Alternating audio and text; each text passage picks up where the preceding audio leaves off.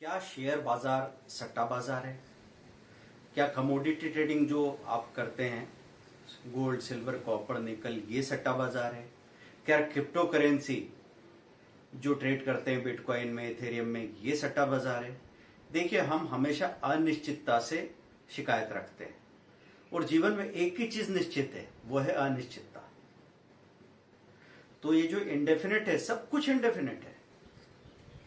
आपको जो भी निश्चितता दिख रही है, आप मुझे बताइए कि आप जब सुबह निकलते हैं उठ के अपने घर से बाहर, तो आपको पता होता है कि अगले चौराहे पे आपको क्या दिखने वाला है, क्या होने वाला है, शाम तक मेरी जिंदगी में मैं किन किन लोगों से मिलूंगा। क्या जिंदगी उसी डायरेक्शन में जाती है 1 घंटा बाद जैसा आपने सोचा होता है? नहीं। तो असल चीजें हमेशा अनिश्चित होती है, उसको जानना समझना जरूरी होता है। तो फिर जब सारी चीजें अनिश्चित है, तो फिर हमको निश्चितता का भ्रम कहां से होता है? हम अपना एक रूटीन बना लेते हैं, उस रूटीन में सारी चैलेंजिंग चीजों को साइड में रख देते हैं जो हमारे कंट्रोल में नहीं है, और जो चीजें कंट्रोल में है उसको हम लेके बैठ जाते हैं। तो हम सुबह 7:30 बजे ब्रश करते हैं, 9:30 पे हम सीधा ऑफिस पहुंच जाते हैं, 1 बजे हम लंच करते हैं। उन चीजों को बदलते नहीं। कई बार ऐसा कहा गया पुराने समय में कि ये बहुत ही अच्छी बात है, आप नियम में बंधे रहें। लेकिन दोस्तों, नियम की एक कमी भी है। जो किला आपको अंदर सुरक्षित रखता है, बाहर वाले लोगों को अंदर आने से रोकता है, वही किला आपको बाहर जाने से भी रोकता है। तो आपको ध्यान होना चाहिए कि ये किला इसके अंदर बैठे रहने के लिए नहीं बनाया है आपने। वैसे ही मैं बात कर रहा हूं कि आप किसी भी बिजनेस के बारे में सोचें, तो कोई बिजनेस आपको शुरू करना है, कौन सा बिजनेस शुरू करना है, कोई सा भी। तो इंडिया में कुछ छोटा से छोटा बिजनेस में भी 2 to 5 लाख रुपीस की रिक्वायरमेंट उसमें होगी। थोड़ा ठीक ठाक बिजनेस करना चाहेंगे तो 10 to 20 लाख की रिक्वायरमेंट होगी। बहुत अच्छा बिजनेस करना चाहेंगे तो 50 लाख to 1 करोड़ की जरूरत होगी। ठीक है। अब आपको 6 महीना तो गेस्टेशन पीरियड लगेगा कि क्या शुरू करूं, ये सोचने में ही लग जाएगा। उसके बाद अगर आपने तय कर लिया, तो फिर वो बिजनेस के असली प्रोसेस या उसके ऑपरेशन शुरू होंगे। फिर असल में बिजनेस 6 महीने या साल भर में शुरू हो जाएगा। सपोज आप कोई रेस्टोरेंट खोल रहे हैं, आप कोई शोरूम खोल रहे हैं, आप कोई कैफे शुरू कर रहे हैं, तो आप वो फर्नीचर बनेगा, सारी तैयारी होगी, 6 महीने में असल बिजनेस शुरू होगा। उसके बाद 2 साल लगते हैं ब्रेक इवन पॉइंट आने में। तब तक आपका पैसा आपकी जेब से जा रहा है, धीरे धीरे जितना पैसा जा रहा है वो वापस आने लगता है, और उसके बाद मुनाफा शुरू हो जाता है। ये तो हो गई बिजनेस की बात। अब मैं बात करता हूं एक स्टूडेंट, क्योंकि कई लोगों को लगता है भी हम रिस्क नहीं लेंगे, हम तो पढ़ाई करके और सब काम कर लेंगे और हमको तो कोई रिस्क होगा ही नहीं। लेकिन जब आप पढ़ाई कर रहे हैं तो 4 साल की उम्र से आप अपने बच्चे को स्कूल भेज रहे हैं, 22 तक वो स्टडी करेगा, उसमें लगातार पैसा जाएगा जाएगा जाएगा जाएगा जाएगा, आएगा नहीं। फिर भी नॉलेज क्या देता है? एक इंसान को लिवरेज देता है। अगर उसी बच्चे को आप कहीं मजदूरी में या वेटर बना के काम में लग जाता, कोई इंसान सोचता कि चलो इससे पैसा आएगा, तो शरीर से किया हुआ काम बहुत कम पैसा देता है। और जब आप अपना दिमाग से काम करते हैं तो उससे बनता है लिवरेज। तो एक आदमी 5 लोगों का, 10 लोगों का, 50 लोगों का काम कर सकता है। एक सॉफ्टवेयर इंजीनियर जब एक सॉफ्टवेयर बनाता है तो सॉफ्टवेयर क्या करता है? जो काम 100 लोग कर पा रहे थे वो काम अब एक आदमी कर पाएगा। तो ऐसा सॉफ्टवेयर बनाने वाले को जाहिर है बहुत पैसा दिया जाएगा, वही तो हो रहा है। लेकिन वहां पे भी डिमांड एंड सप्लाई का गेम है। तो जब ढेर सारी सप्लाई होगी सॉफ्टवेयर इंजीनियर्स की, तो फिर मास रिक्रूटमेंट शुरू हो जाएंगे। तो अनिश्चितता वहां भी है दोस्तों। ऐसा हुआ कि शुरू में जब आईटी वाले लोगों को, सॉफ्टवेयर इंजीनियर्स को बड़े बड़े सैलरी पैकेजेस मिले, 2 लाख, 3 लाख, 4 लाख रुपए महीना, तो पड़ोस के सब लोगों ने सोच लिया कि भाई हमको भी आईटी में ही जाना है। और वो इंजीनियरिंग में एडमिशन लिया, इंफॉर्मेशन टेक्नोलॉजी ब्रांच ली, और वो फिर निकले। और जिन्होंने दूसरी ब्रांचेस ली उनको भी आईटी में प्लेसमेंट मिल ही जाता है। अब जब तक आप पहुंच रहे हो तब तक सैलरी का पैकेज घटते घटते 2 लाख से 50,000 हो जाए, ये पॉसिबल।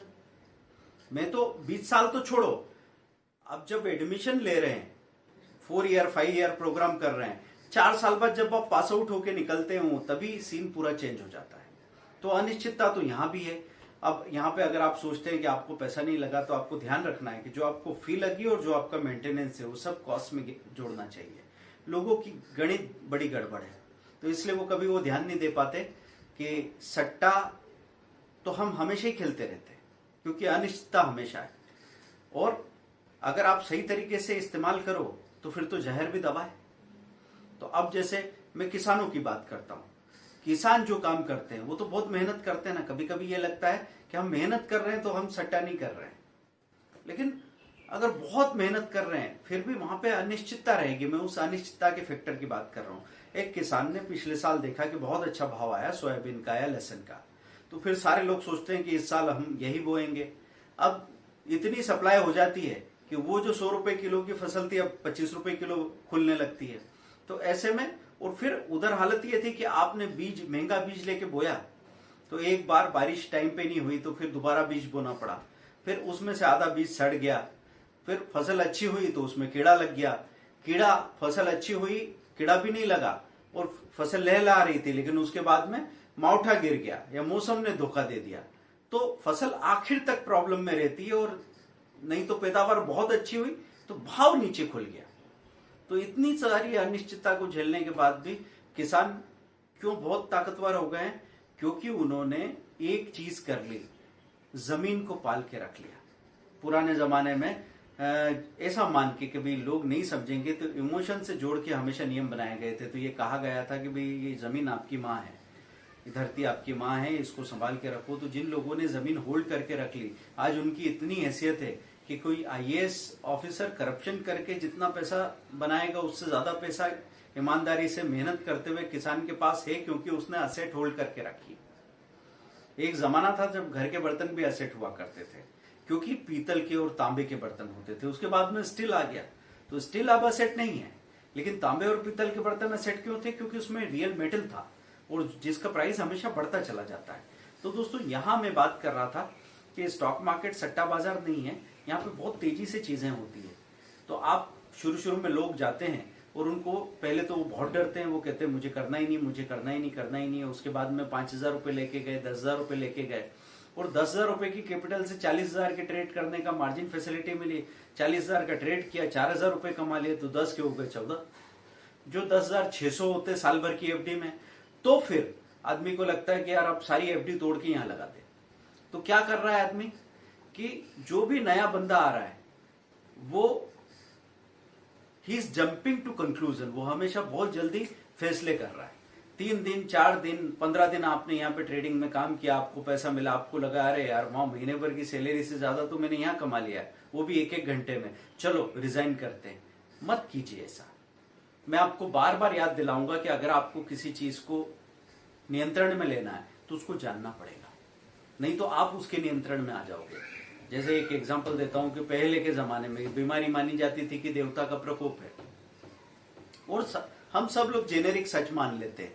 हम अपने बाप पे, अपने भाई पे भरोसा नहीं करते, जिसको हम बचपन से जानते हैं, जिसके साथ 50 बार हमने समय गुजारा होगा, लेकिन उस पर हमको भरोसा नहीं होता। हम बहस करते हैं किसी ऐसे इंसान के लिए जिसकी आमने सामने शक्ल भी नहीं देखी हमने। हो सकता है वो आपका फेवरेट स्पोर्ट्समैन हो सकता है वो आपका आइडियल नेता हो सकता है वो आपका फेवरेट फिल्म स्टार हो सकता है आप किसी राइटर की किताबों की बहस कर रहे हो। लेकिन भाई, जिस चीज को हम जानते नहीं पूरा, जिसका डाटा नहीं आपके पास पूरा, उसको जानने की क्या बात कर रहे हो आप? अपने आप का पूरा डाटा आपके पास है, अपने आप को समझना आसान हो रहा है क्या? कंफ्यूज हो जाते हो ना। परसों आप अपने बारे में जो सोच रहे थे, आपको लग रहा था कि आप बहुत बड़े तुर्रम खां हैं, और हो सकता है आज शाम तक आते आते आपको लगे कि मैं तो क्या हूं, च लिखा हुआ है माथे पे। कुछ भी हो सकता है। तो ये उतार चढ़ाव क्यों आ रहे हैं कि हम अपने डाटा को एनालाइज करके हम खुद के बारे में कंक्लूजन नहीं निकाल पाते, तो दूसरों के कंक्लूजन आप क्या निकालेंगे? दोस्तों, ध्यान रखें इस बात का कि अगर आप जल्दी में नहीं हो तो इससे अच्छा कोई करियर नहीं है। मैं मतलब सीधे सीधे आपसे कहता हूं कि 4 साल की डिग्री जो भी आप करने जा रहे हैं, इतनी तो हिम्मत किसी में नहीं कि वो डिग्री विग्री के रास्ते छोड़ के और उठा के आदमी यहां पे आ जाए, बिजनेस में कूद जाए। इतनी हिम्मत मैं एक्सपेक्ट भी नहीं करता। मैं कहता हूं आप अपनी डिग्री जो भी कर रहे हैं कीजिए, आप उसमें 5 से 10 लाख खर्च कर रहे हैं कीजिए, आप उसमें 4 साल लगा रहे हैं लगाइए, लेकिन इसको बिजनेस समझ के अगर आप जल्दबाजी नहीं करेंगे, इसको खेल नहीं बनाएंगे, क्योंकि खेल माना तो सबसे खतरनाक खेल है, बिजनेस माना तो इससे प्यारा कोई बिजनेस नहीं है। तो बाकी करियर को 20 साल देने को राजी थे आप, बिजनेस को 2 साल 3 साल देने को राजी थे आप ब्रेक इवन पॉइंट के लिए। हर चीज को हम, एक फसल को हम 10 महीना दे रहे थे, है ना, मतलब 4 महीना इस फसल को, 4 महीना उस फसल को, ये सारी चीजें चल रही थी ना।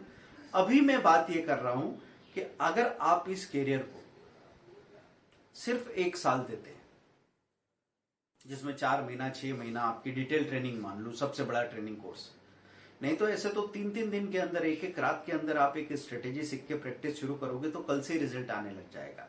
लेकिन मैं वर्स्ट केस सिनेरियो सोचता हूं कि आदमी ने क्या कर लिया, भाई लाख रुपए लगा दिए ट्रेनिंग में और एक कैपिटल लेके आ गए 20-30,000 की, फिर धीरे धीरे कॉन्फिडेंस आया, 50,000 कर दिया, फिर काम करने लगे। हमारा टारगेट है कि भाई 100 रुपया पर डे के प्रॉफिट से धीरे धीरे हमको 3,000 रुपये पर डे के प्रॉफिट पे पहुंचना है, पर 300 दिनों में। कोई जल्दी नहीं, कोई जल्दी नहीं है। ऐसे करके आप काम शुरू करते, जहां से जो सीखना समझने को मिले हम समझेंगे। हमारा फेवरेट टाइम क्या, पास टाइम क्या होगा, चार्ट देख रहे हैं, किसी कंपनी की डिटेल फंडामेंटल्स देख रहे हैं, कोई स्क्रीनर देख रहे हैं, अच्छे अच्छे स्टॉक हमारे सामने आते जा रहे हैं, हम काम करते जा रहे हैं। और मैं बोल रहा हूं कि आपकी पर्सनालिटी एक अलग लेवल पे चली जाएगी, क्योंकि मैं मैकेनिकल इंजीनियर रहा हूं दोस्तों, और 2 साल की नौकरी के बाद में जब मैंने जॉब छोड़ दिया, रिजाइन कर दिया, और मैं 1-2 साल 3 साल तक ऐसे भटकता रहा वैक्यूम में, उसके बाद जब मेरे यहां से ये लेबल हटा के मैकेनिकल इंजीनियर के स्टिकर निकाल के फेंको, उसके बाद मेरी असल एजुकेशन शुरू हुई। तो करियर में, प्रोफेशन में असली एजुकेशन तब शुरू हुई, रिलेशनशिप में असली एजुकेशन तब शुरू हुई, और तब जाके जिंदगी में जो असल मायने पता लगे हैं वो ये कि जो भी चीज आप शुरू में करते हो, पहले दिन से उसमें 100% कॉन्फिडेंस हो ही नहीं सकता। तो आप डाउट के साथ ही जाएंगे, 10%, 15%, 20%, 30% आपका कॉन्फिडेंस बढ़ता जाएगा। आपको काम करते जाना है, जब तक इससे बेहतर कोई दूसरा रास्ता नहीं मिल जाता तब तक मैं इस रास्ते पे चलता रहूंगा। कंफ्यूजन में सो मत जाना खाना खा के, है ना, डर के, नहीं तो लोग टाइम पास करने लगते हैं रील देखने में, वो खेलने लगते हैं, गेम खेलने लगते हैं, यहाँ वहां जाके दिन भर चौराहे पे खड़े होकर टाइम पास कर लेते हैं, और उनको लगता है कि चलो कुछ खास चल रहा है, बातें करते हैं बड़ी बड़ी, कदम छोटा सा नहीं उठाते। तो हमको ध्यान क्या रखना है कि शेयर मार्केट सट्टा बाजार नहीं है, बहुत तेजी से आप ऊपर उठ सकते हो, बहुत तेजी से नीचे गिर सकते हो, लेकिन ये कंट्रोल आपके हाथ में आ सकता है अगर आप चीजों को सही तरीके से स्टडी करें। यहां मैं अपने कोर्सेज की बात नहीं कर रहा हूं दोस्तों, यहां पे बात कर रहा हूं मार्केट के बारे में समझने के लिए। आपको जहां से जो मिले वो समझने की कोशिश करो, मतलब वो फोकस लेके आइए कि हाँ मैं स्टॉक मार्केट को 1 साल देना चाह रहा हूं।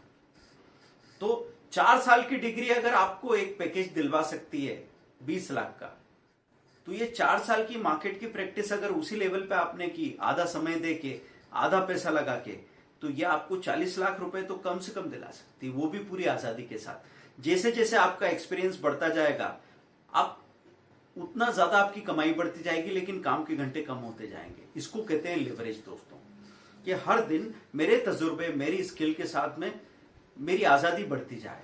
सो if you want to earn with freedom and thrill, तो आप स्टॉक मार्केट में आ सकते हैं। मेरे 2000 फ्री वीडियोस तो हैं ही, साथ में कितने अच्छे अच्छे क्रिएटर्स हैं जिनके हजारों वीडियोस आपके पास है। लेकिन आपको एक बात का ख्याल रखना है कि अगर आप दिशाहीन हैं तो आप भटकते हुए इधर से उधर कहीं भी चले जाएंगे। और दिशाहीन आदमी कब होता है? जब वो जल्दबाजी में होगा।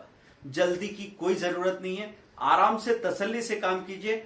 आप गलतियां कीजिए जितनी गलतियां करना है, लेकिन अगर वॉल्यूम पे पकड़ रखिए, छोटा वॉल्यूम छोटी कैपिटल से गलतियां कीजिए, उस गलती को सुधार के जब गलती सुधर जाए तब धीरे धीरे पैसा लाइए। पैसा जल्दी लाने की कोई जल्दी नहीं है, पहले समझो तो सही कंकड़ डाल के कि कितना गहरा पानी, उसके बाद छलांग लगाना। तो दोस्तों, शेयर मार्केट कतई सट्टा बाजार नहीं है, ये सबसे कमाल का बिजनेस है।